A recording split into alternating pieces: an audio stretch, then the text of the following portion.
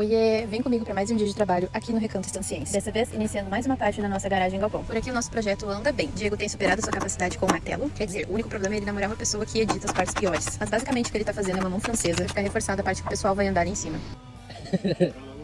Chupador de prego.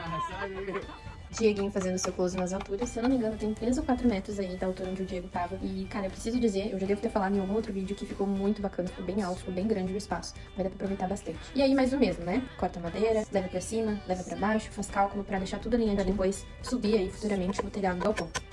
Nessa parte o Diego tá usando uma linha de pesca pra deixar bem alinhado, pra que a gente possa colocar direitinho, né, essa parte da madeira, esse tronco que atravessa toda a parte de cima e do meio do galpão. E nesse momento a gente tá usando ali a motosserra pra fazer os encaixes dessa madeira, desse tronco que vai bem ali no meio, pra depois pregar ela, né, e ficar bem seguro. E aqui a gente já consegue ter um vislumbre, né, de como que vai ficar a nossa garagem galpão depois de pronta. E agora eu te faço um convite. Se você gosta desse tipo de conteúdo, segue aqui a gente, acompanha nossos próximos vídeos, se inscrevendo no nosso canal.